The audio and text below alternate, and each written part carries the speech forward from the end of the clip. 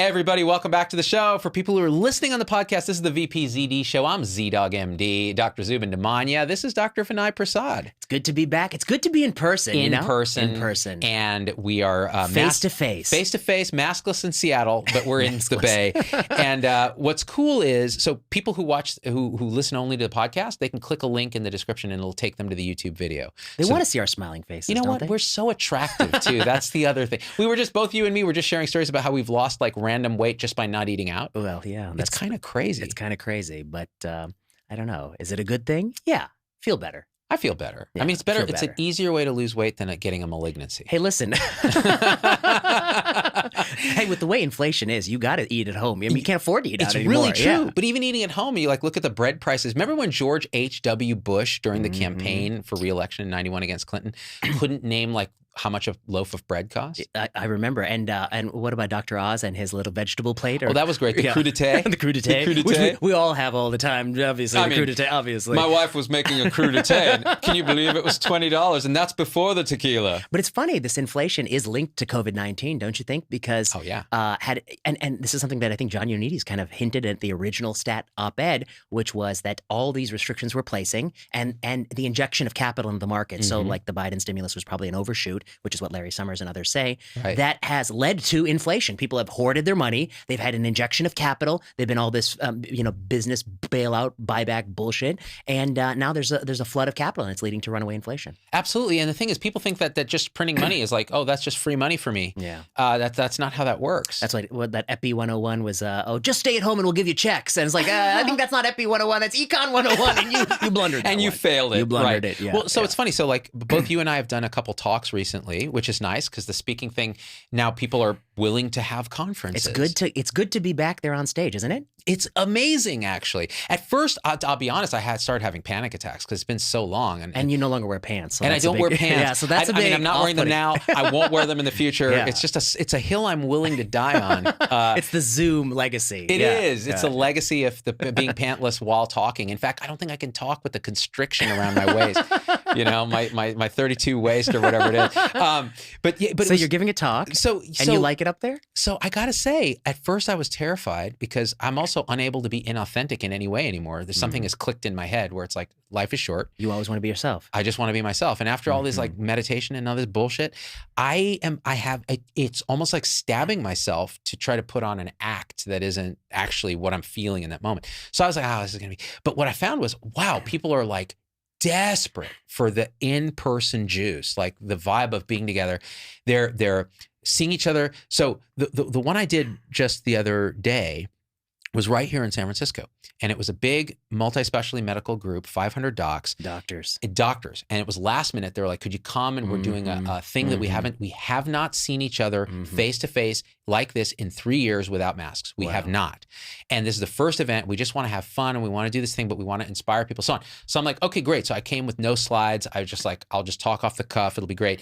And the room was set up in this very long way, 500 people, spouses, and they started drinking the minute they hit the thing. They were ready to go. They were fired up. These are like in COVIDian central geography, right? Like these are people who they're walking the walk. They're wearing N95s, to work, and they're doing all of that. I see. And so, but not at the conference. Not at the conference. Yeah, at the conference, everybody, and my buddy who is in that organization was telling me, he's like, wow, I haven't seen faces like this in 3 years. And so the minute I walked in and I see the cocktail hour starting and people starting to hang out and if some people are recognizing me and stuff, I'm like, this talk is going to be irrelevant because they're not going to be listening to it. I see. They're going to be at these round, big conference tables talking to each other.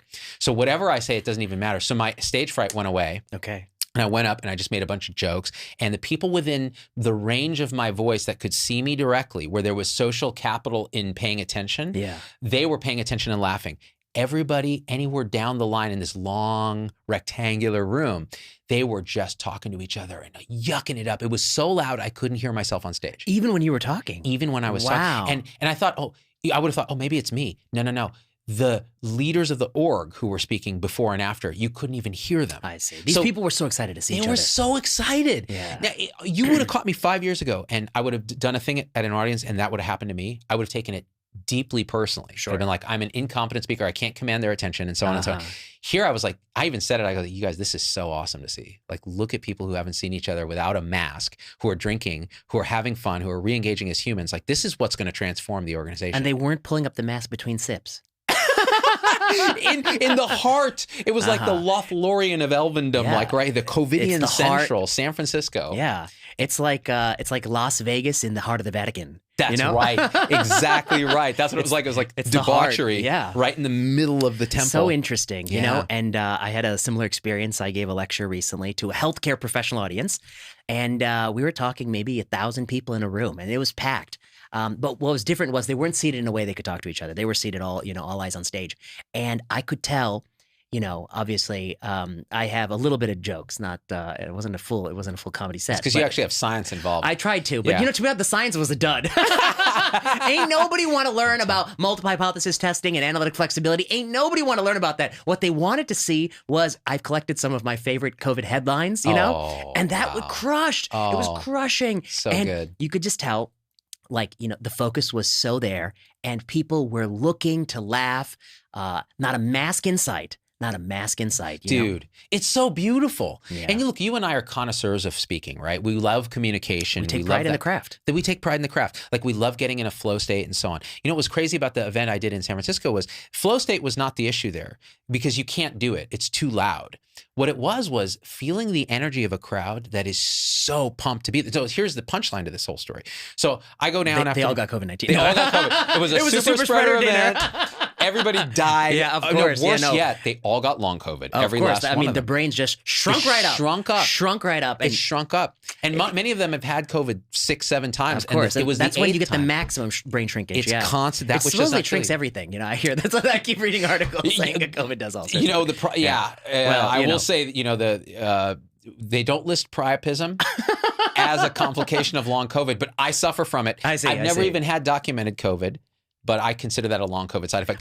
But what was interesting, I also had shorter of a time to speak than they had planned because the cocktail hour went so long. Wow. They couldn't round people up to sit down. Now so it ends and then there's dancing and dinner and like photo booth and all this kind of fun stuff that they do. Yeah. Dude, I was freaking mobbed by people.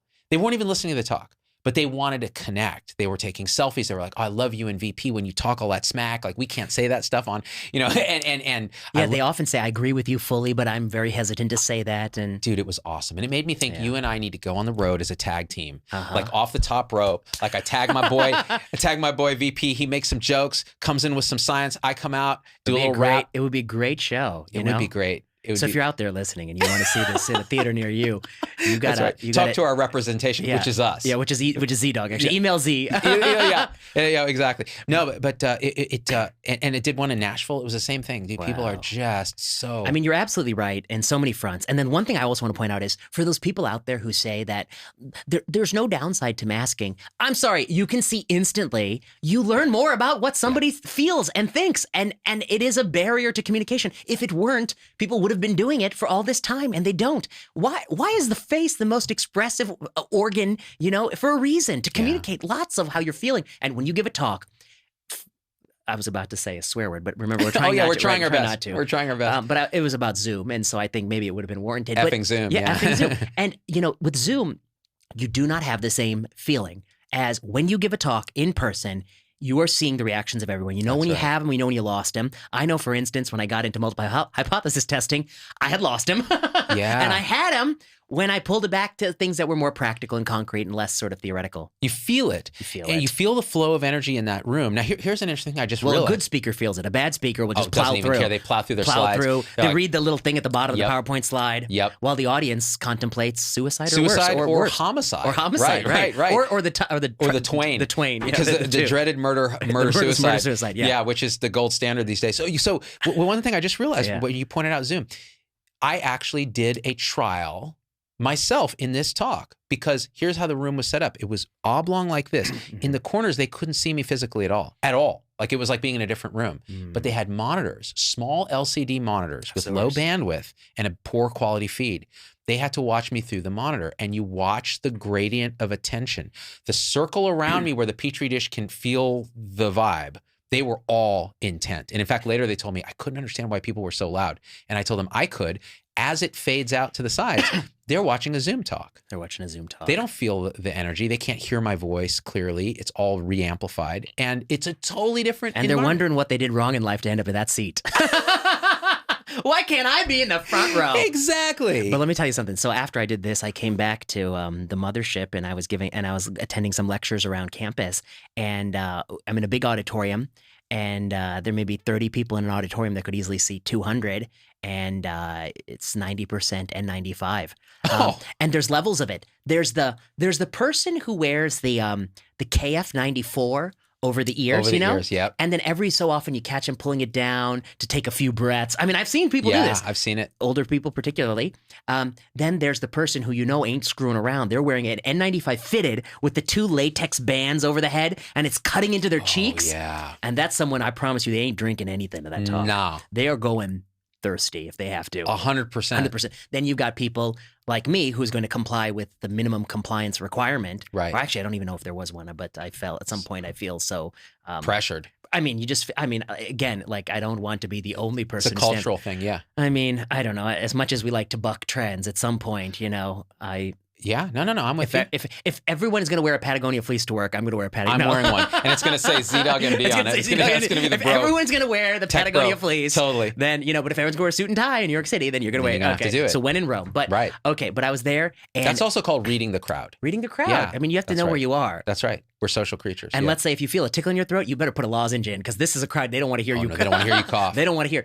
Many of them have probably had COVID once or twice. Yep. But they're still worried about. They're all multi-boosted and long COVID. All the long COVID. The longest. The longest of COVIDs. But let me tell you. So then on the screen behind the speaker, there were all the people who would have liked to be in there, but they felt for one reason or another that they didn't want to be there, and they showed their Zoom faces on the screen. Oh my! And you shouldn't be looking. Like, I mean, I think when people are on Zoom, they say it feels like all eyes are on me. Well, this was one instance where, it's true. Yeah. They're all up there and we're watching you do whatever you're doing. And I love the person on Zoom, like on their iPhone. And it's like, from iPhone, and they're just walking around and like confused. That's the best. Distracting everybody. Distracting everyone because there's emotion in the field. Yeah. It's funny because my friend Angelo does meditation retreats virtually, and he says you actually do develop a lot of concentration. But when you watch the recordings of those, there's multiple people, and because you can see their faces, there's always some dude like with the thing. It's like, dude, you're totally messing my samadhi, my meditative concentration. He does it meditation on Zoom. Yeah. And what's interesting is it's more the setting the intention, so everybody comes, and it actually works really well. It's almost like going on a retreat if you take it seriously. But what's interesting is there were a few people at this thing wearing masks, and they were older and so on, and they stuck out like a sore thumb. At your thing, yeah. Yeah, my thing. At my thing, 0. I'm talking 1,000 people, 0. Yeah, but it go was on your weird thing. Because the sticking out like a sore thumb was almost like, oh, you can actually see by contrast how abnormal it is when it's not necessary. Maybe for them it was. Maybe they're immunocompromised. Maybe they're worried. Maybe there's something else going on. Or maybe they're conditioned. It doesn't matter. But you could tell. You're like, this is not right. Like, you can't read their face. You can't see what's going on. So just side by side, you can tell what's going on. Yeah. I mean, in San Francisco, though, when you see a group of people and some are wearing N95 and some aren't, it's inversely proportional to risk of disease. It's the youngest, healthiest people. Yep. Especially on public transportation. I see high school kids do it. Yep. And listen, I was reading something that says, 2/3 of Americans are immunocompromised. That's not true, actually. I mean, unless you're stretching the definition of immunocompromised to a point where it has no meaning, right, then it's true. But if you're actually using a definition that might be useful, it's not true. It's not true. And then here's the thing I really come back to, which is that when it comes to immunocompromised people, and of course I know a lot about this because this is my line of work, and I think we ought to do whatever it takes to keep those people very protected. But I put immunocompromised status in 2 buckets. There is transient immunocompromised status, people getting rituximab, people who are getting a bone marrow transplant. And if you're undergoing a transient immunocompromised status, I think it's absolutely makes sense to do everything. Yeah. Stay at home, get your groceries delivered, N95. And then there are disease states that are not going to change that may be immunocompromised status. Somebody with, I think some people would say asthma is one of them. I think that's a very, the risk of COVID in somebody who has mild asthma versus somebody who doesn't is actually a very small difference. Right. Or somebody who might be taking a little bit of methotrexate or a little bit of infliximab or something like that. Mild stuff. Yeah. Mild stuff, but something that they're going to be dealing with for the next 30 years. Right. So my question for this is, this person, and this doctor and this, this question is some people in that bucket of static, unchanging immunocompromised status are choosing to wear an N95 mask.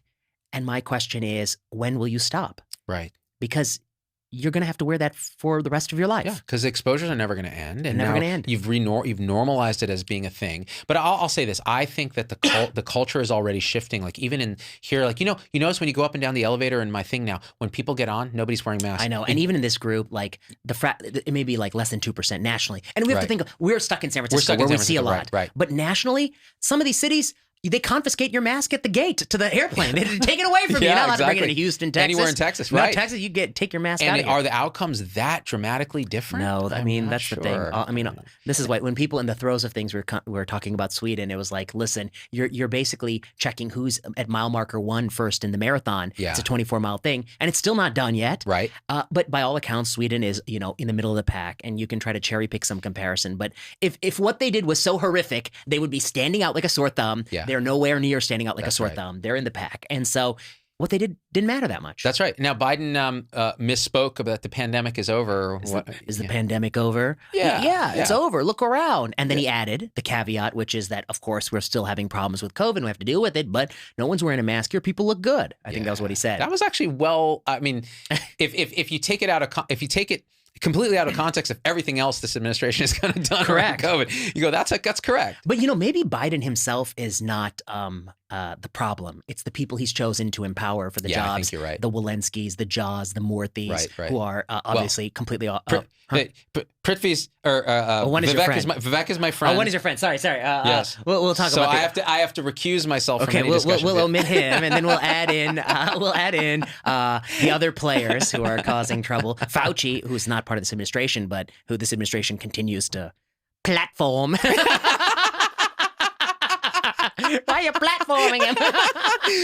he's retiring too. You chose to platform Fauci. We should have a demonstration where we demand a deplatforming of Fauci. Well, sorry, he deplatformed himself. He did because I think he's worried about what the House will do to him if the House switches, and they'll investigate him. Oh, interesting. And so I suspect it's probably something like that. But speaking of which, he's also on TV saying some stupid stuff lately. We'll get to that one because that's a good quote. So what were we talking about? So we're talking about Biden. So Biden himself, I think his political instinct was always right. I've heard many accounts that say he never wanted to mandate vaccines because he knows the average guy from Delaware, where they're not going to like a vaccine mandate to work in the industry. He didn't want to do that, but his advisors, a bunch of people who didn't know any better, told him to do that, and it blew up in their face because they had an escape variant right after they mandated it, which absolutely takes away the ethical prerequisite and justification to mandate it. And so that blew up in his face. And now I think his gut would say we need to move beyond COVID. But they were all the cast of characters were back on the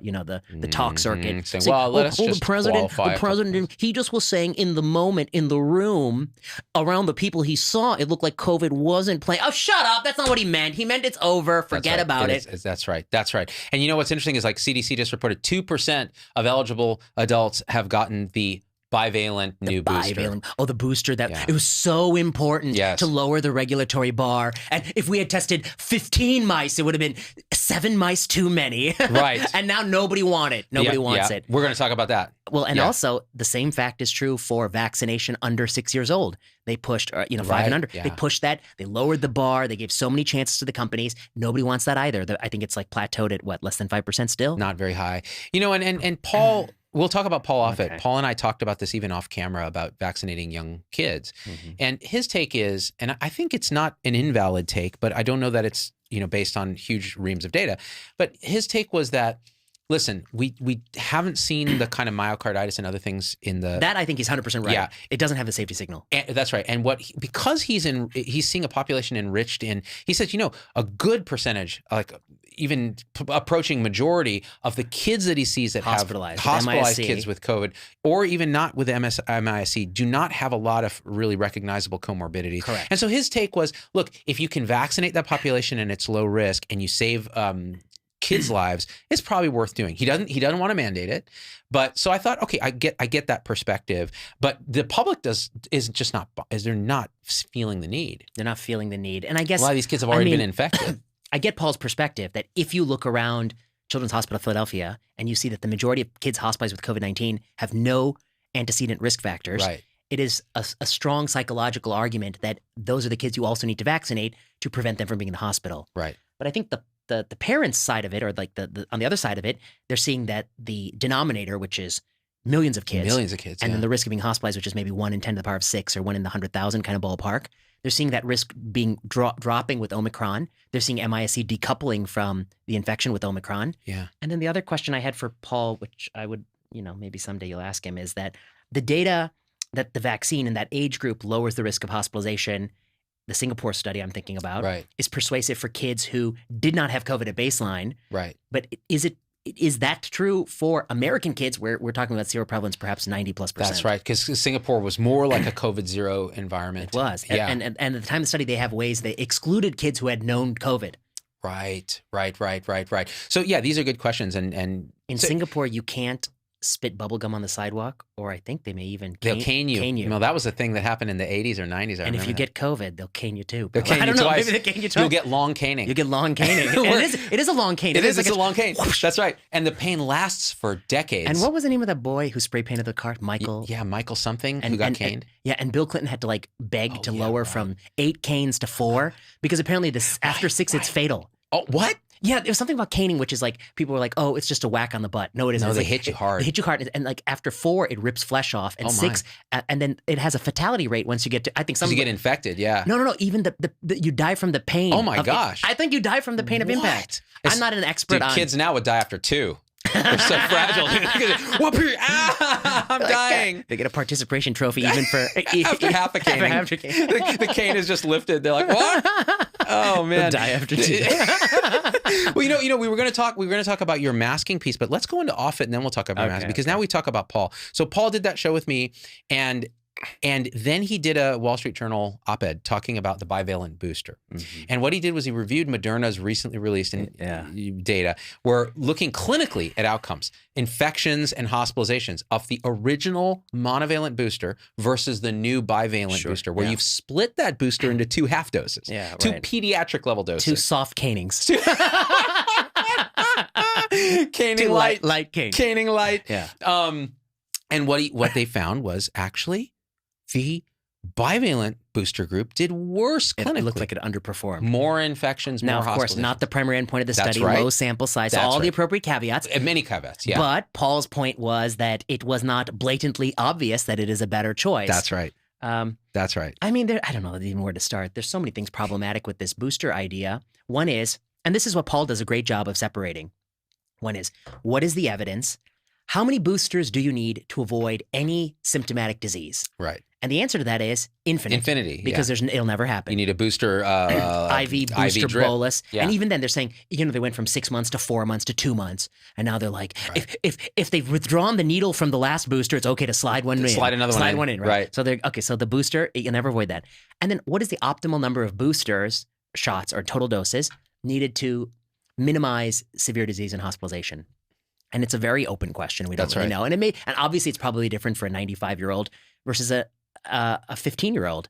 But this administration doesn't seem to understand that there's a difference between the two because they always want one-size-fits-all policies to satisfy Lord Borla. I mean, the American people, Lord Borla. The Rings of Power Borla edition. I will just say this. If any one of those people involved in these decisions end up on the board of director of Pfizer or Moderna, we will make sure to point it out to the world every day. And I think this is one time that the American people will really be pissed. Yeah. Because this is all that other revolving door stuff never got this level of attention. Yeah. This is one that they got to be real careful. Yeah. And the last FDA commissioner, he's on some venture capital firm that has equity in Moderna. And Gottlieb is the board of director of Pfizer. Oh yeah. And he's quite open about that. I mean, quite open. It's fun. You know what is also fun is watching Vinay Prasad's frontal lobe activate in real time when you're about to drop a curse word. I saw it, and you were just like, and you could just see a little electrical current right here from the frontal cortex, just right back to your limbic. I'm just seeing if it's possible. The fan, there's a subset of fans that really want us to curse constantly. Yes, of course. That's the audience that I wanted. They're my people. But there's a subset that really, You know, it's what it is a sanctity versus degradation offense again. And I get it. I do get it. There is a certain, I used to really hate that kind of stuff. Like the whole sanctity thing, like, oh, that's just, it's really just, it's beneath you. It's this, that, the other thing. But now I understand it more. The older I get, I'm like, there is a certain decorum. There's a certain, almost a purity sense that humans are born with. It's a kind of disgust aversion. And it's evolutionary. Like you don't want to, you see a dead pig on the ground that's rotting with flies in it, you don't go and eat it. Correct. And it's the same with like, a whole bunch of F-bombs to a certain sensibility. That's almost like seeing a piece of poo on the ground and you're like, they find it. I was listening and to you know this. what? I want to prove to them that, I don't have to swear to make my point. That's the thing. And I don't have to drink to have a good time. Just makes it easier. It just makes it easier. I mean, I go right to the crack pipe because I find the crack pipe, it's a stimulant. It's also a relaxant. Well, you're in the right city for that, San Francisco. I'm sure that they'll probably give you one. I got to say this. They'll probably give you one like said SF Pride. Totally. It says Mayor London Breed presents you with this. When you go to the airport in some cities, they have like the mayor on this tram. It's always like, Mayor Pickles McGillicuddy of Orlando welcomes you to the center of joy in the universe.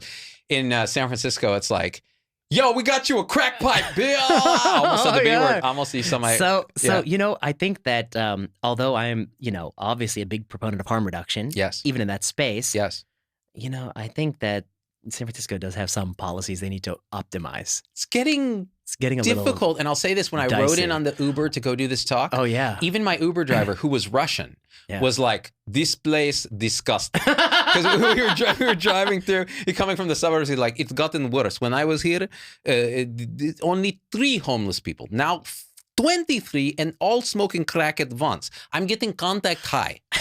Just driving through in Prius. I had a European visitor who pointed out that, that the percentage of people homeless who were not wearing pants was like and this is somebody who's like been to cities like Paris that have a lot of homeless. It's because of Zoom. But even there, the pant wearing was a lot. Anyway, okay. But here's what somebody wrote to me about Paul Offit, speaking of his praises. Yeah. Listen to Z-Dog Paul Offit interview this morning. Wow. Oh. Paul Offit should be CDC director or perhaps have oversight over vaccine approval at FDA, the former Grover Krause position. Why?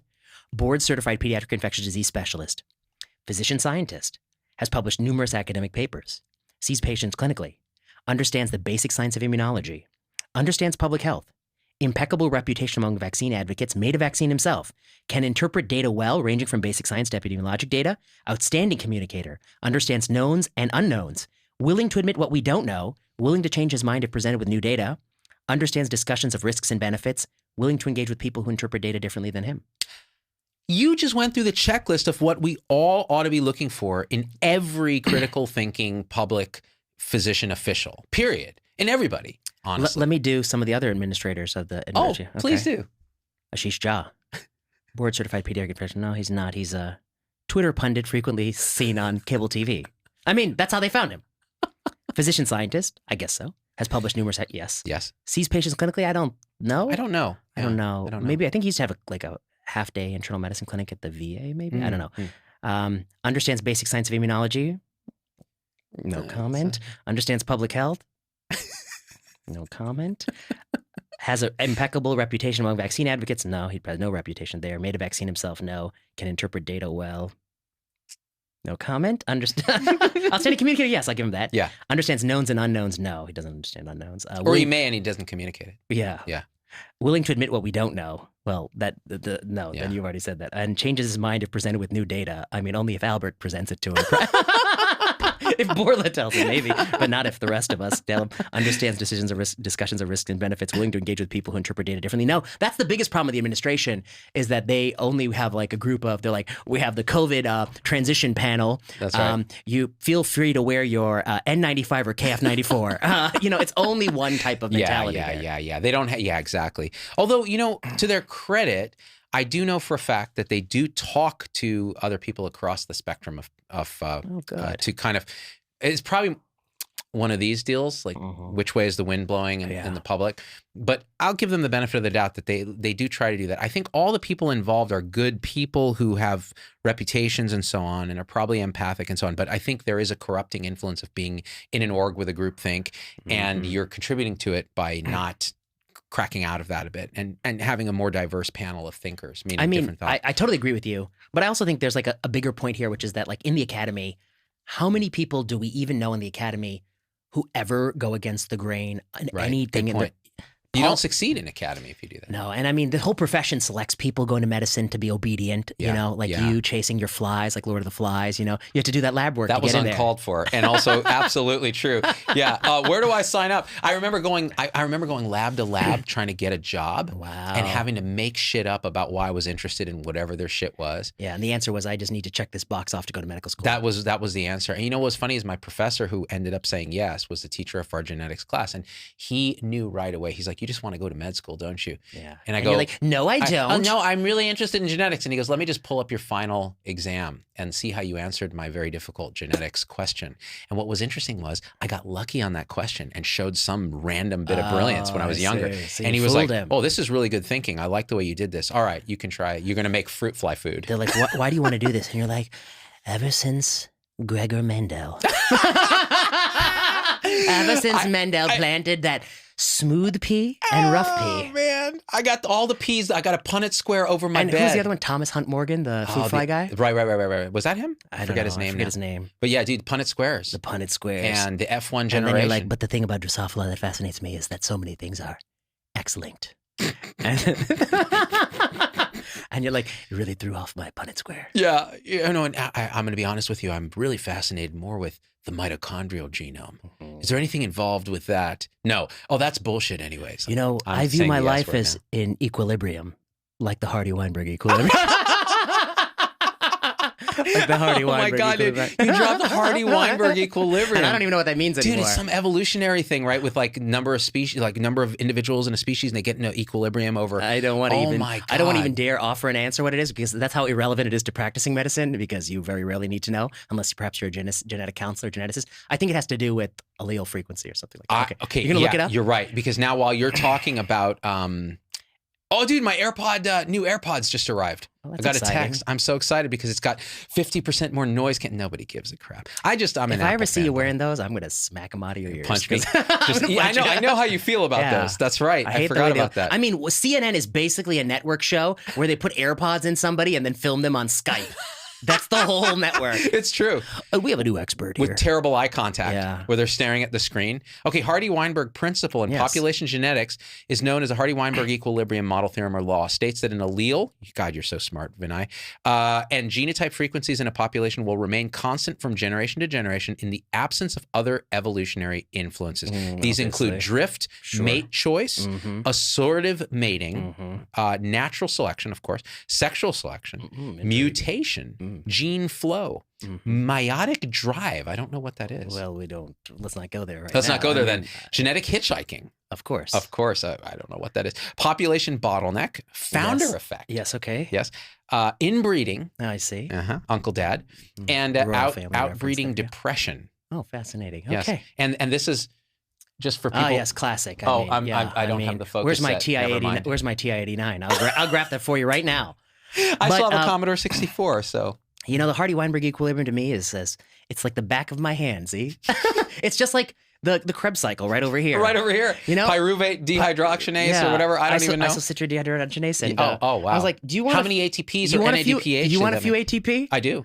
You want a few? I'm down with it. I can help you there. But you down with ATP? If you want more than that, yeah, you know me. I gotta go somewhere else. You gotta go down the oxidative phosphorylation. Yeah, if you want a little more. Go down the electron chain, the electron transport chain. It's funny that when I was in pre-med, we had to like literally they give you a blank piece of paper and it was like today's test is to just go ahead and draw that. And I was like, the most useless thing ever. Oh, to absolute garbage. But so back to Paul. I thought that he made a compelling case, good guy, and if something changes, he'll change his mind on the bivalent booster. And he made a point of saying it's not for think about the elderly, the people with multiple comorbidities. Maybe they're a good thing to get a booster in general, because like you said, even the smallest, even reducing their chance of infection might reduce a hospitalization, even if it were a cold. So that's fine and dandy, but painting it as all adults should get this by CDC is kind of crazy. It's kind of crazy. And let me make a couple of arguments here. One is you pointed out the low uptake, but I just checked the statistics and it was like 4 million people have already gotten it. Okay. And so my argument from that is that suggests to me there are 4 million people who are rabidly eager to get this. They're very eager. Yeah, low-hanging fruit. Okay. I think you could, with the resources of Pfizer, and if you just told him, if you want to do this, we're going to need you to randomize 500,000 people in 2 weeks. They would do it. They could do it. They could do it.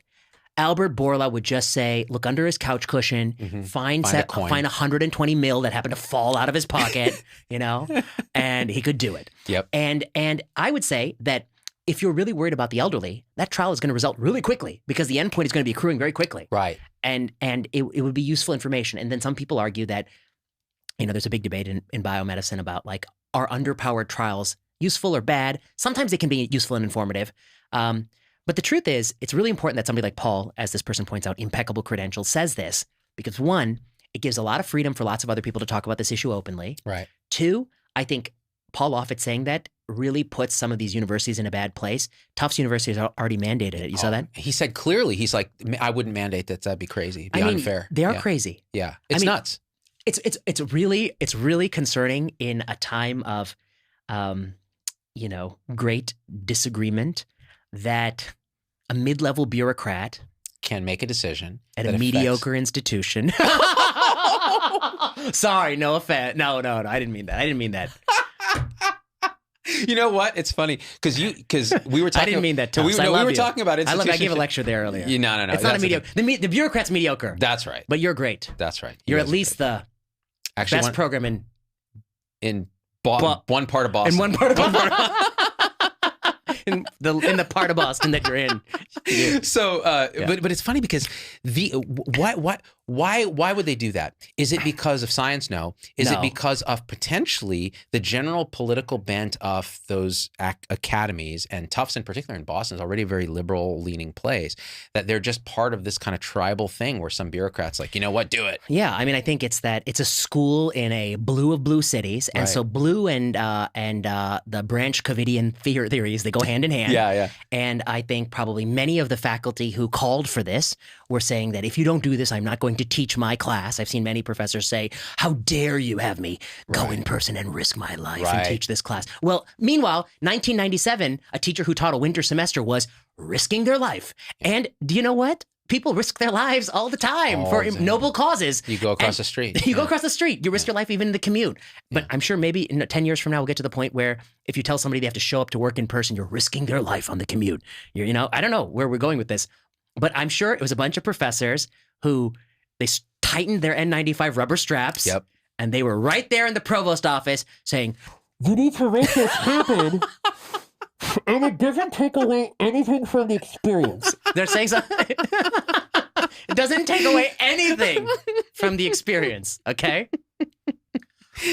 And you know what? We joke about it, but like I had in my article about the masking in the hospital, there are people who are putting masks on people who come in with suspected stroke. Yeah, it's crazy. How are you even going to look at their facial droop? They get a sudden face drop. You don't see it. Okay, so they're putting masks on elderly people who rely to talk to an elderly person who relies on looking at your lips. And basically now you have an older person who's literally totally cut off from communication with the doctor. And we're doing all this in a part of the pandemic when we've kind of really have the tools to keep this from killing lots of people as it is. So you wrote an article, Sensible Medicine. Yes. This Sensible Medicine. What is Sensible Medicine? So Sensible Medicine is the new platform. You, me, Marty, John Mandrola, Adam Sifu, and Christia, and many people. Many people are on our editorial board or board of directors. And the goal is to have a place where we can have actual discourse without the politics, without all the weird bias that you see in, I don't know, certain large medical news reporting organizations. That's why we don't let you write for us, actually. That's right. You haven't written anything. Thanks. Make your promise. Yeah, let's get the N95. I promise. Okay. I'm not a writer. Okay. I see. Right. No, the spoken word. I'm a lover, not a writer. So what was interesting is what I'm seeing now in the content that's coming out is just this beautiful diversity of thought. And some of it's like Adam Sifu writing an amazingly moving piece about what it's like to be a doctor, the art of medicine and countertransference with our patients and dealing with difficult patients.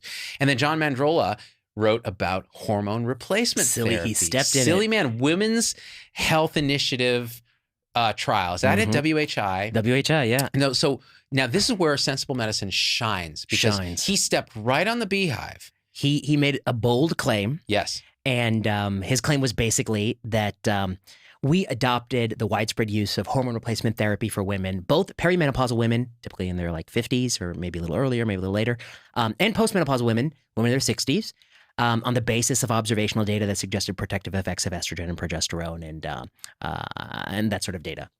It was widely promoted by a company called Wyeth Pharmaceuticals that I think was like litigated to bits about this. Then Women's Health Initiative came out, I think 2002, 2003, 2004-ish, and it was a randomized control trial of postmenopausal women that showed no benefit of hormone therapy, but increased risks of cardiovascular disease and stroke and increased risk of breast cancer.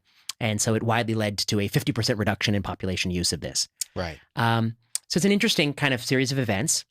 Mandrola tells this as a story, and his point is that you can't trust observational data. I think that's the gist. Right. Now, two really great readers read this, and they said, screw you, Mandrola. So one was I think a doctor of epidemiology at Harvard Medical School, and this person said that what Mandrola misses is that the observational studies and the randomized trial were really asking different questions. And if you were to make an observational study ask the exact same question as a randomized study, which is that in a 63-year-old on average woman, should she continue or stop her estrogen, then the observational study actually perfectly recapitulates Women's Health Initiative. So you just didn't even do the right observational study. This is called a target trial framework. So that was the point of this gentleman. Got it. The second gentleman, Mr. Dave Aleli, who's like a third-year medical student at Mount Sinai, but also quite brilliant. Yeah. Dave Aleli says that Mandrola is wrong because he was talking about that one specific question, an older woman started, continuing or stopping, but there is still a legitimate use of this. A 50-year-old perimenopausal woman taking it potentially for a short period of time for postmenopausal symptoms. And he cites a Danish randomized trial that shows that might have some efficacy. Right. And then my basic thoughts were, one, target trial. I want to be persuaded. But recently, the FDA commissioned a series of clinical questions to have both that had randomized trials. They asked the Sebastian Schniedelweiss group at Harvard to run a target trial on each of these, and they could only replicate 50% of the randomized trials. Wow. So that's like as good as a coin flip. Wow. So that means target trial, I think, is still immature. I mean, it still has work to be done. Yeah, yeah. And then the second point to this gentleman, Dave Aleli's point, which I think is very good, which is that I think he might be right that it is a mistake to read WHI as an indictment of any hormone for any woman at any age. Right. Because no trial can show that a therapy doesn't work under any circumstances. Right. But what the burden must be is for somebody to prove in whom it works and where it works. Right. The Danish study, I was looking for a protocol. I didn't quite meet my threshold of, what persuades me. Right. But I think Dave Aleli makes a good point. So then Mandrola comes back with a response. And I mean, this is if you're into this stuff, this is like boxing, man. Oh my God. And you put it all out there on Sensible Medicine. Yeah. And guess what they don't say? What? They don't say things like, John Mandrola is a cardiologist. Yeah. Why is he talking about a women's health? He's a man. He's talking about a women's health issue. They don't say that. Nope. They don't say, John Mandrola never did a target trial in his life. He shouldn't be talking about this. They don't say that. They literally just focus on the issue. On the issue. It's so brilliant, dude. Like when I get those feeds come in and I look at the articles, I'm like, this is what we ought to be doing. Like this is what the alt-middle approach to sense making is in medicine. That's why it's Sensible Medicine. Sensible So Medicine. you can check it out on Substack, right? So what is it? sensiblemedicine.substack.com? Yeah. Something like that. Or just Sensible Medicine Substack. Something like that. Something like that. Just some Google permutation of the It'll words. Show up. You'll find it. It's got a blue logo. There you go. It looks awesome. Subscribe to it. Yeah. And then also subscribe to Vinay Prasad's Observations and Thoughts, where we don't pretend to be balanced. We just tell you the truth. Or the Z-Dog MD show, where I'm not sure what we're doing. You're not on Substack. You're on Locals. No, I'm on Locals, yeah. By the way, zdogmd.locals.com. Join us there because we have these really great conversations. Who's going to win, Locals or Substack? I hear Locals is now doing some... They're doing articles. You can do articles now. I think Substack, I don't know. They have a founder effect, to your Hardy-Weinberg equilibrium. Hardy-Weinberg, there's a founder effect. I'm more in the outbreeding depression part of that. You're the squirrel that got separated by the Grand Canyon with like two of its... Exactly right. And now I'm left to genetically drift into my own feces. Inbred, totally. In Uncle Dad. Exactly. A royal family type. Habsburg jaw sort of deal. Right, yeah, I hear you. You're on that side of the canyon. Yes. Okay. But to each their own. I have to say that I consider myself mitochondrial Eve. You do? Being male. And, right, of course, being a man. Because now I can just stake a claim to that. I'm just saying I'm mitochondrial Eve. But I identify as mitochondrial Eve. So Sensible Medicine. You wrote the thing about masks in Sensible Medicine. It got a lot of traffic. Did you know that? Yes, a lot of traffic. I look at the analytics. Got a lot of hate click. Yes. Hate outrage porn. Outrage clicks. Yes. But you know what? If anyone were to actually, and I got a lot of feedback like, at least in social, actually, no, there was no real feedback, though, substantive. There was the best feedback, which was that everything Dr. Prasad is advocating for in this article has already been implemented and works just fine in the United Kingdom. Yeah. Which is like, okay, so what was my article? My article was, this is the fall of 2022, last anyone forgot. Yes. And we've had vaccines for almost 2 years now. Mm-hmm. We're getting up to 2 years. And we need to eliminate we've eliminated masking in in all of America. I mean, there's only these tiny pockets. The gate at SFO terminal. That's right. The train in Italy, but when it crosses the Swiss border, the pocket ends. Right. There are these pockets where people do it, but many people are not doing. Most people are not doing it. Texas, I don't think you're allowed. I don't know if you're allowed to do it or not. You get shot. Get shot. But we still do it in the hospitals, and we don't just do it in the room for the person who's known to have COVID. We do it in the gift shop, in the lobby. Yes, at the nurse's station. In the nursing station. And to be honest, even that varies. If you go to a hospital in Texas, they're not doing it that much. And I was walking through Chicago, a hospital lobby that feels more like a mall. Yeah. And ain't nobody doing it. Yeah. But in our hospitals in San Francisco, they do it. Right. And my essay was arguing that we no longer need to make it a compulsion. It no longer needs to be mandatory.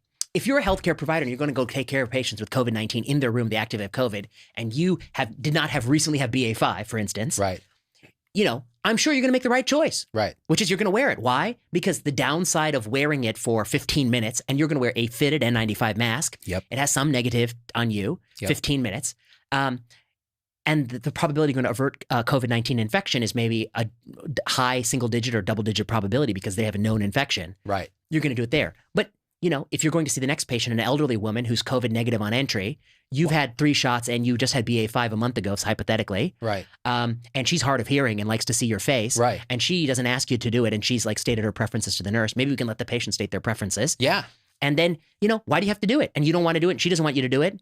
And also, if you're in the lobby, or if you're in the ABP eating your, mozzarella panini, who are you helping by pulling it up between bites? And if you're the nursing station, when you're all going to go to the Z-Dog speaking event this evening, right? Or the Z-Dog potluck, which I ought to do. That's money right there. The Z-Dog potluck. What are you going to bring? Oh, I'm going to bring anything that I can buy from Costco that I can pretend I cook.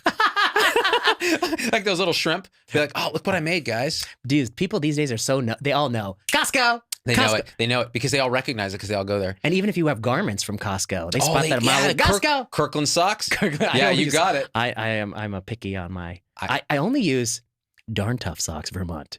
Darn Tough, the best socks. And by the way, if you mail me Darn no, they're the best socks.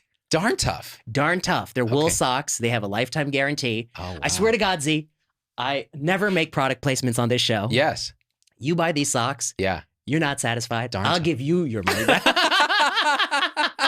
They're really good socks. Well, shit. Once you go to these socks, you're never going to wear those other socks. I'm starting to feel bad because I get the Puma little short socks from Costco and I burn through them in 6 months. They get holes in the center of the trash. Then I toss them out, but I mean, they're so cheap. These Darn Tough. You're just giving employment to some sweatshop lately. You know what? But they need to work too. Those children in China need to work. The Darn Tough socks, they're indestructible from regular wear and tear. Are they too warm? No, they come in different thicknesses. Okay. They come all the way from a very thin, you barely feel it on, to a sock so thick you could survive an Alaskan hike. Like into the wild. You could. Wow. So that guy would have been alive with Darn Tough socks. That's would have. Darn Tough. Vermont. Going into the wild? Go in with Darn Tough. I don't know if he would have survived, but his feet would still be warm. His feet would have been not black. Not black. Right. He would have still had all the toes. Oh, man. I'm telling you. Do I ever recommend a product to you? No, never. You've never. I've never recommended You've never done it. Never. I've never had anything to recommend until I had this sock. That's true. I mean, I will recommend... What are you going to recommend? No, I don't want to recommend this monitor. It's too expensive. I don't want to recommend the new iPhone 14 Pro because it's trash. It's fine. And I like it. But you don't need it if you have a 13 It works in low light. Is that what it is? It works in low light. It has an always-on display, which Samsung's had forever. The Google Pixel is designed to portray darker skin tones like myself in more realistic light. So it's 70% less racist than Apple? Is that what you're saying? Well, I'm sure it's less racist than Apple. No, but yeah, it's a better. But to be honest, I think that has a better night vision camera. It's pretty good. The camera's really impressive. The other thing I've noticed is the image stability is quite good when I do Facebook Live shows in my backyard. So I like that. This for me is a business thing. Like if I don't have this, I don't do my show. You go out of business. I go out of business. And then what? But I'll tell you what, if I ever see you on an airplane with your 2 AirPods in watching a movie on that phone. Oh, punch me in the face. I'm going to punch you I won't do it. I'll punch you right in the face. No, this is what I use my AirPods for. Nothing but noise cancellation on an air flight. It's almost like putting in earplugs. I do put in earplugs sometimes. Oh yeah, I used to. The problem is then I can't turn them off easily when the woman comes by and is like, you can't smoke in the cabin. And I'm like, you can't smoke in the cabin. I don't know why they try to talk to us on the flight. I wish they wouldn't. I wish they would. Especially on Southwest. Push a button on the seat totally, that says, totally. Yeah. And you know what? The announcements? Useless. I mean, they literally, I was on a flight recently and they show you how to put on the life jacket. By the way, if we're in a situation where I need to reach under my seat and blow into that red tube to inflate my own life jacket, I think I'd rather just die. I think I'm not coming. I'm not coming back. That's not. Yeah, I'm not coming back. Z. No, I don't think so. That little whistle. Halfway in the Pacific Ocean. It's like an airplane rape whistle they just have on there in case like there's a shark coming. You're like, oh my God. I don't fully understand the purpose of all that since everybody's heard it at 10 and here's how you buckle. Yeah, here's how you buckle. And here's how you unbuckle. Unbuckle it. If you've never buckled. And of course, it's all in English. So like, the Spanish speaker or someone else can't. Now, when you go on international flights, it's interesting because the English is always part of it. But then you get to hear like Mandarin. I kind of find that and nice. It's quite beautiful when you hear the Queen's Mandarin. Oh. Like you go on a Cathay Pacific flight or something, and it's like Shaoxing, ni hao, and it goes through the whole thing. Very and it's perfect. The tones are perfect, and you're like, oh, this is the gold standard Mandarin. And you're the expert, obviously. I know not a word of Mandarin. You're like you're the Mark Zuckerberg of Mandarin. But no, you get the tone, but you don't know any of the vocabulary. I don't know. He has all the vocabulary and none of the tone. None of that. What's going on with Zuck? I don't know. What is going on? He's getting a lot of hate in articles in business things saying Zuckerberg's destroying Facebook. So why did a guy who made like the worst product ever? I mean, I don't know. I don't understand the dude at all. I mean, like I've always said, hypothetically, let's say I make some app and let's say it's successful. And let's say you offer me $1 billion for that app. Sold. Yeah. There's no app that I'm going to hold on to build a Carnegie Mellon Corporation, a Rockefeller, a Standard Oil Corporation on. So I just don't understand the motivation of somebody who they think like, I don't know, does he actually believe that like he's providing societal? I mean, he has to have some internal delusional ability here. Or he's seeing something we don't see, which is still a possibility. Like this whole metaverse thing. Maybe he sees something. I tell you, every time I put on, so Facebook sent me a free Quest 2 because I have a big that headset. The headset. And I put it on and I played with it for maybe an hour and I was like, okay, I'm bored. I mean, I just don't understand how anyone thinks that all of these things that take us away from real in-person relationships are a good thing. They're not good. Everything makes life worse. I mean, here we are doing this in person, and I guess technology helps because people can listen to us who aren't here. Right. But that's the same way television has always been and radio. Yep. But what makes this different is you take people and on their Friday night when they should be out with friends, they're on these stupid apps. Yeah. When they're at dinner and they see them looking at their phone, that's another thing that can get you punched. Yeah. Well, so it's interesting. So you would think in spirituality and like meditation and awakening in those kind of circles that there'd be a lot of suspicion about technology and saying, oh, this is bad. And what I found actually is like my buddy Angelo, he says the YouTube algorithm in particular has been, it's probably led to more awakening than anything. And the reason is people start to show that they're having these experiences in their own experience and they're starting to they're trying to search things. And then the algorithm just seems to supernaturally know what to show you. So it'll show you this teacher doing this meditation, this teacher doing that. And so people really have these profound life-changing shifts. So that's all wonderful. That's great. Then they go to an actual in-person meditation retreat and it's just a different level. And people are silent. They're not even talking to each other, but they're there in each other's presence, all with a shared intent. There's something there that is so transformative that no technology, like I don't think you do it in a VR. It's just not, it's not the same. It's very interesting. So they're complementary when you treat them like that. Sure. But when Zuckerberg's like, no, we're going to replace real life with the metaverse, and we're going to change the name to Meta. But let me draw a distinction.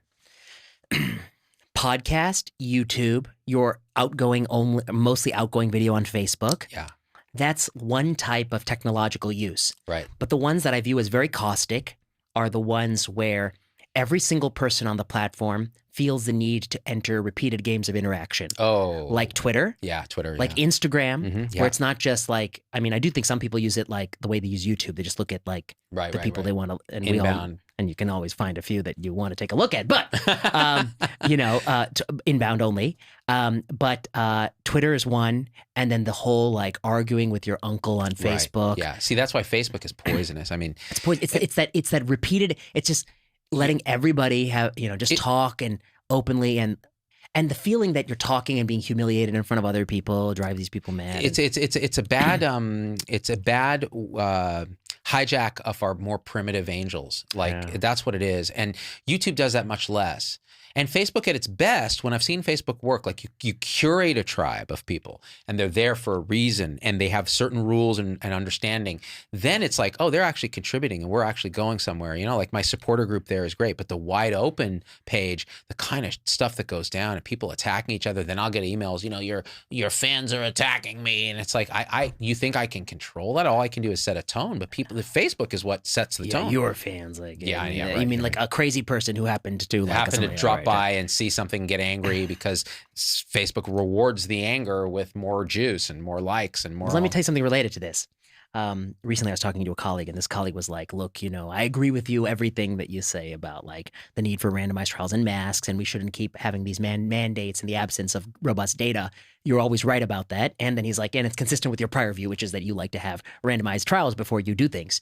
He said, the one thing I'll disagree with you about is that if an individual chooses to wear that mask, that's just like choosing to wear an ugly shirt or, do whatever you do. You do you, I do me. Like, that's okay. And then I say, to be perfectly honest with you, like, I'm not opposed to someone choosing to do something like that. Yeah. But then I would say, like, what if I invited you over to my house for dinner and you come over to my house and you just see me like washing my hands over and over until my knuckles are bloody. And like every time I touch anything, I wash my hands again. Or every time I touch you. Yeah. And every time I touch your hand, I wash my hands again. Right. And then and then he's like, well, if you did that, I wouldn't be coming over to your house ever again for dinner. But then I was like, no. I was like, let's say you see me doing that.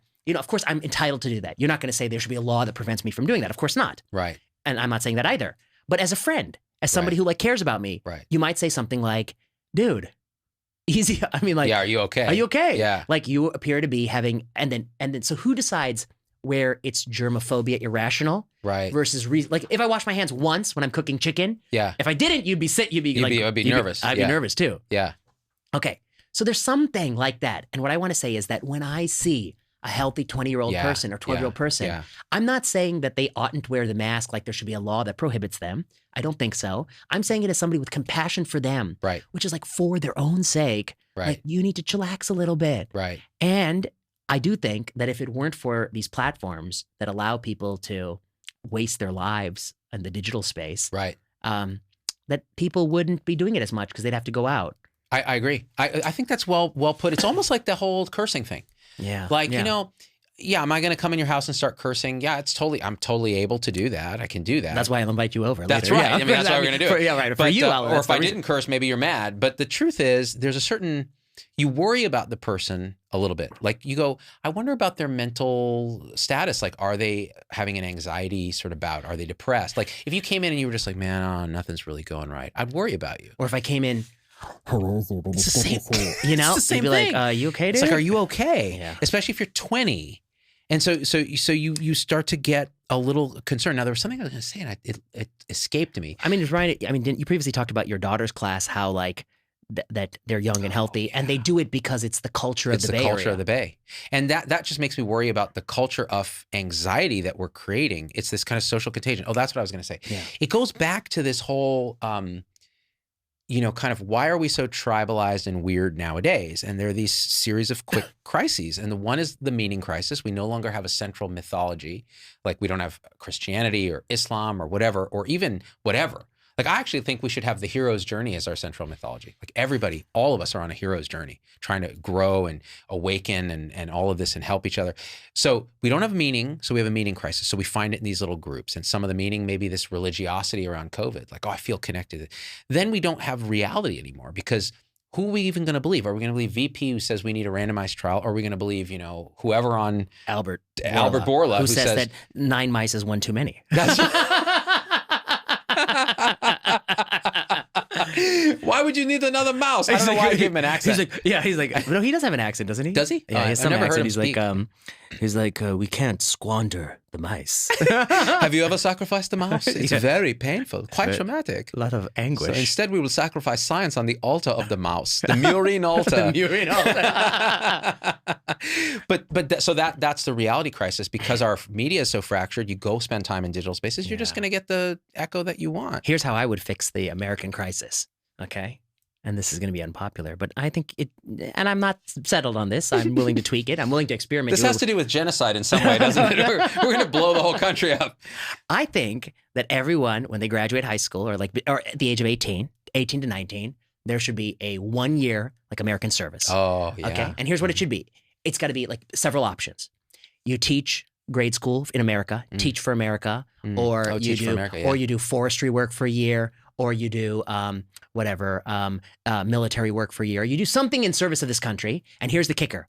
We're going to take people of different races, genders, regions, rural and urban, different political spectrum, and we're going to put you together. And you know what you're going to learn? You're going to learn that you actually have more in common than you have apart. You're going to learn that, you don't have to always advertise every one of your political beliefs all the time to people around you who may disagree. You're going to learn that sometimes you're going to be in a room with somebody who you may disagree with gun ownership and they actually own guns, and that they're still a person and they have all this stuff you have in common. And then we're going to make you watch. You're going to have to go on, hang out with each other.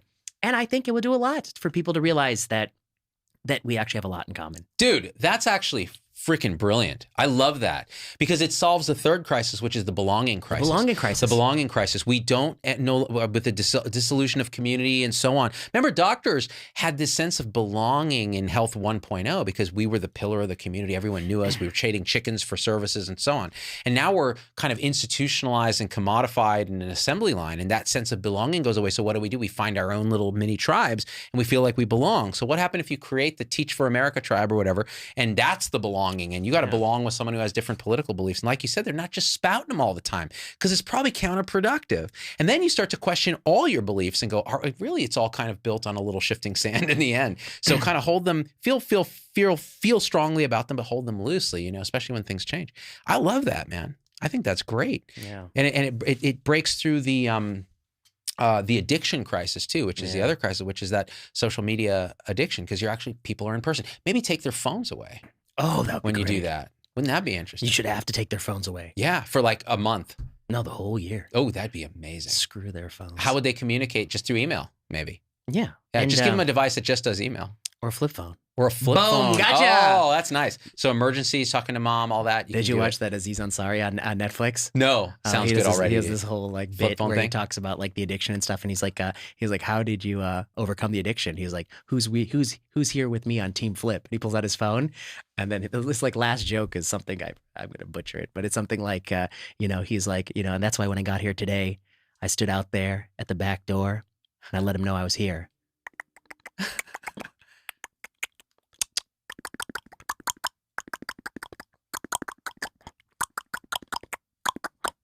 I'm here. Something like that. It's funny. Yeah. I saw the punchline coming, and it was still funny. He does it like an incredibly long for hours. But so it's funny. So my mom, who's 80 years old, my dad just turned 83, dude. Wow, it's crazy. I mean, he almost didn't make 2022 because the whole hospitalization got COVID. Listen to this, dude. I don't even think I can tell this story publicly. It's too much. But yeah, nursing home screwed up, hospital screwed up, and he's got 3 doctors in the family, and it's still like a total crap show. But my mom's 80. My dad is like glued to this iPhone 7 that I gave him years ago. It's this big, and he loves it. It's and he's like, spaceship. It's a spaceship. My mom would never. She had an old flip phone. Then when it died, AT&T actually forced her to upgrade to a different phone because they're like, we no longer support this 1G freaking phone that you're using. She goes into AT&T, and the guy's like, oh yeah, here's the iPhone, and here's this phone and that phone. And she just bursts into tears. My mom bursts into tears at the thing. She's like, and she says, you don't understand. I'm an 80-year-old woman. I don't want to learn the iPhone. I don't want to be addicted to the iPhone. I don't want to look like these kids staring at the iPhone. I want a flip phone. I want my flip phone. If you can't give me my flip phone, just give me something that works like my flip phone. And tears are streaming down. She tells me the story afterwards. And she's like, I don't know what happened. I was just overcome. And the guy is just told, I mean, he's a good kid. He's just trying to help this old lady. So he pulls out some modern flip phone that's got many more buttons. And she's like, I'll take it. And it took her like a week to learn how to use it. But she absolutely knows the danger of having complete access to all the world's information and being able to text easily. So she loves just having to, like when I text with her, I know it's going to take 10 minutes before I get a response. And it'll be 3 words. And it'll be something about Trump. Always. You know, it's funny, but I mean, I'm sympathetic to your mom, and there are lots of things that I think that we've like butchered. So for me, the pinnacle of listening to music in the car was the CD player with knobs on all the buttons. Oh, yeah. And I had a big book in the back seat of like 200 discs. Yeah, and you pull them out. You pull them out, you throw the disc you want in. And now it's like, you know, I don't know. I have to like get my phone out and get Bluetooth connected and all this stuff. It's almost too easy. I rent cars here and there. Yeah. And some of them, they don't have a volume knob. They have like that, you know, that touch button. I'm like, yeah, I want to be driving at 65, like trying That's to touch the problem with Tesla. Yeah. It's like all this crap. Yeah. Sliding the slider. I want an analog knob. I want a knob. This big. Yeah. Right. That you turn the knob. And of course, where I know all the knobs are. Yep. You know, and I think that's all downhill. You know, I one of our supporters in our group is an Apple employee and has been there for a long time. And he speaks, he's a very smart guy, and he speaks very intelligently about these kind of interfaces. He's like, yeah, there's a term for it. I forget what it is, where it looks like buttons. Tactile. There's another term for it. I forget what it is. Haptic, no. Yeah. All right. Yeah, I mean, either way, they think about this stuff. But I mean, for cars, and Apple's making a car apparently. Oh God, I know, Lord right? help us. It's gonna be like the iCar 7 Plus. Oh, did you get the Max, the stretch limo edition that has the extra memory? And I mean, how's that gonna? It's gonna cost like $40,000 for like the entry level. Actually, that's cheap nowadays for cars, right? I haven't bought a car in 10 years. I think that 11 years. Inflation is hurting the cars. Like the car price is through the roof. It's nuts. Yeah, it's through the roof. We can thank. Oh, we're almost out of time. Look at that. We can thank COVID response. Yeah, I think it was the Biden capital injection and too much. That's what Larry Summers thinks. And what about Trump's? But I mean, Trump. I think he was sadly to say that he made mistakes, but he didn't give as much money to he didn't put the money in the way that led to the inflation. I think that is the Biden inflation stuff. It's because there's like a lot of late capital injection. And it was a lot of capital that was given to like average people, whereas Trump, of course, just gave it to the rich people. But of course, the rich people are already like, you know. And the rich people hired more rich people. I mean, Trump definitely screwed up giving money to rich people, but Biden gave too much money. Right. But anyway, and then you have Ukraine crisis, and you have all the other stuff that's driving up supply chain stuff, and we're in an interesting. And then China's crazy. Yeah, an interesting position. Yeah, I don't know. But you know, look, either we survive this as a species and we do better, and we all come together, which I think is what's going to happen. What you point at, I'm a bit of an optimist, but maybe pathologically so. What you point out with this Teach for America, like people are going to start waking up. They already do, and they realize that we don't want to fight. And we're like, this is just too much. Like we want to fight as a group against something bigger than us, like and not with each other as much. And that'll happen, and then we'll start to get a little more integral in our thinking. I guess but we have to set an example. I agree. And I feel like that the easiest way to get people to fight less, I think, like the political thing that they're doing, that the biggest mistake is the mandates. Like, why are they mandating? Why are we dividing people with that? I mean, obviously. With no benefit. I know. Yeah. Like, obviously, like, if you compel someone that they're going to get fired or they get the shot that they don't want to get, they're going to be really pissed at you. They're going to be mad. Yeah. I know, because I'm one of those people. That's right. Because I wouldn't have gotten that booster, which was unnecessary to me. That's right. And again, even just the side effects of feeling like crap for a day, if there's no benefit, why would you put people through that? And like at a minimum, like for you to compel me to do it, you need to prove that there's a benefit to others. To others. Not just to me. Yeah, right. Otherwise, what are you going to come to my house and like... Don't smoke. Yeah. And then tell me how much... Don't eat red meat. Chlorthalidone to take today. You know, they just keep sitting there and like make me normotensive. And then what if I don't believe in the sprint trial? They're like, oh, we're going to follow the sprint trial. And I was like, but the control arm is flawed. Mark Pfeiffer and colleagues showed in the letter to the editor. Like, take your pills, buddy. And, you know, can you imagine? Yeah. That's what it's like. Because I'm like, I don't believe that any of this swallowed. Well, at that point, it's just the Cultural Revolution again. I mean, how is it different? They humiliate us. Yeah. Our Substack. Humiliate you, the Substack. YouTubers. Sensible Medicine gets like... You have to wear a big badge. It's eggs sensible. On it. Yeah, eggs on it. Throw eggs on it. That's right. But then it tribalizes. There is a Cultural Revolution. It's called Twitter. It's like extremely left of center, deranged people. It's deranged people. Who are not... But you know, it's kind of funny because remember, I undid my Twitter. By the way, they took my blue check away. No, did they? Yeah, when I shut off Twitter for like 29 days and restarted on day 30, when I came back, I had no blue check. And I inquired through the policies and it says, oh, it's a policy that your account has to be continuously active to keep your blue check. And I was like, okay, so my turning it off takes the blue check away. So I reapplied for the blue check just to see what would happen. And they don't give it to you. And they said, you're not notable.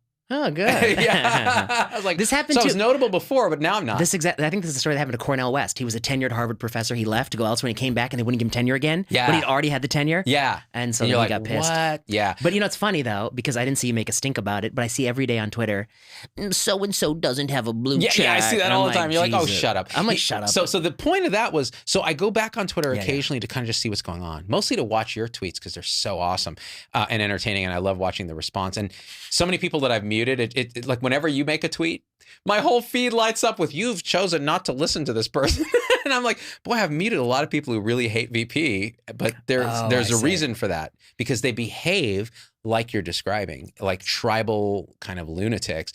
And just reading through, it's so fun to watch. It's like you can tell by the description, by what the signifiers, by what the signaling is in the description, that they're not going to like something a video that I put out there, or someone's going to talk about me and they're going to pile on. And I know, you just know. It's like almost like they're wearing a costume that just gives it away right away. And that tells you something. It tells you that they're not thinking openly. They're totally tribalized. Yeah, and some of them are obsessed with me or you personally.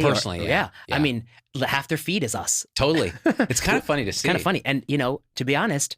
because I'm like, my wife doesn't think about me that much. You know, like, come on. They're like, really? You know, it's sad. I mean, I can't imagine...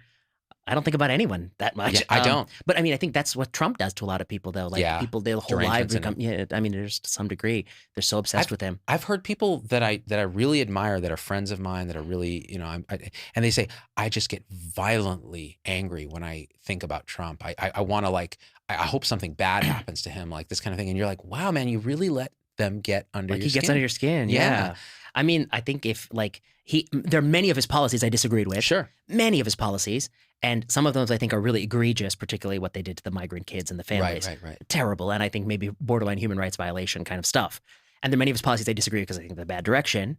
And, but you know, but half the things he said and did, I'm just like, this is a guy who is just talking. Yeah. And like, he has no filter and he's just saying things. And I never got bothered. Like, yeah, it doesn't bother me. Who cares? He's just, I mean, in fact, the more it bothers you, that's his superpower. That's his superpower. He knows how to trigger you. Yeah. His superpower is isn't he more discussed than Biden? Totally. I hear his name more. Even totally. All the time. He's like the most discussed man of the century. When have you ever heard about a president 2 years after an election?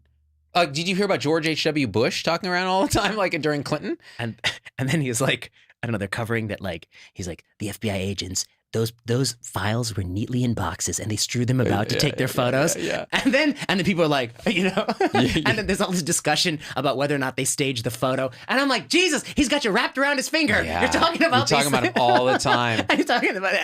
And I think it's kind of like, I mean, if you think about it, it's kind of funny that they come and they take the boxes out, they just leave it all around and take all the photos. And he's upset most that they just like made him look like a mess. Hey man, they're doing it for the gram, you know? For the gram. I mean, he's unintentionally funny sometimes. He's, you know, Marty has said, because Marty has met with Trump, he's met with Obama, he's met with all these meetings. Because Marty, because he's pushing for price transparency and real reform in medicine. Mm-hmm. And he said Trump was freaking hilarious. Like when he would talk to Trump, he would make jokes, and it was actually funny. It wasn't like I'm laughing because it's the president. Right. But then again, Marty's sense of humor. Yeah. We need to worry about this. I know, right. Are there bones in this fish, ma'am? This soup is too warm. Oh, Marty. I think we did a thing, dude. Yeah. All right. Good to see you. Good to see you as always. What is episode this? 26, 27? Oh. Mm-hmm. Yeah, we might be at 25. 25 or 26. Yeah. Either way, I'll look it up and put it in the title. Oh, maybe that's one thing listeners should do. If you're watching the video feed, you should go to the iTunes store on your phone and subscribe to VPZD. Yes. Yes. I'll put a link in the comments. I'll pin it. And that way people will be able to go direct to iTunes and sign up. And the other platforms can suck it, but iTunes at least. And leave a review. It helps too, even if it's a bad review. Yeah. I'd like to see it. Helps us. So if you're there to like leave a bad review and you're like, oh, we taught them, it'll just help us. But I would like to even read it if they're specific. If they're specific, but they're not. They're usually like, these 2 vaccine shills need to, and it's like, and it's like, so half them say he's a shill and half he's a denier. Denier, like, right? Either way, we win. One way or the other. Either way, the virtue signaling is done. sensiblemedicine.substack.com, maybe something like that. It's something like that. Sign up, just subscribe. And it's no harm, no foul. And then you get on our email list and we can bombard you with science, data, and rationality. And something that'll trigger you probably. And then you can come right like those guys did. And then maybe we incorporate. Look how different those guys are than the people who wrote back to John, than the Twitter people. Totally. Oh, like these are people who know how to form sentences into thoughts and actually see where they agree and where they disagree. That's right. And they don't have a profile picture with 14 N95 masks stacked. Oh, we didn't even talk about that one thing I wanted to tell you about. What was that? Oh, there's somebody who, like, throughout the pandemic, they've been a big proponent of lockdown, school shutdown, blah, blah, blah. Yes. And then they tweeted something like they were undergoing a procedure. I won't say a medical procedure. And it's an uncomfortable medical procedure. And they were going to the procedure.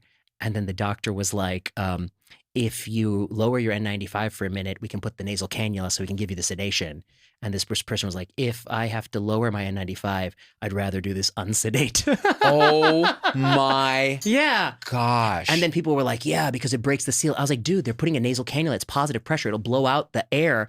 I'm like, if you are you're so worried you're going to get like, I mean, where does it stop? What if you need to have open heart surgery? I mean, This is a DSM-5 diagnosis. This is a DSM-5 diagnosis. Your anxiety is affecting so your high. life. Yeah. And in this case, it's affecting the lives. This is another piece I wrote on my Substack. It affects the lives of the others. There are children in this country whose schools are closed because somebody was has anxious. like a DSM level level anxiety disorder, which should be the cause for compassion. Yes, and treatment. But not public policy. Public policy. Yeah. Exactly. Dude, that's a great way to end it. All right. Now we've done it and we're out. Peace.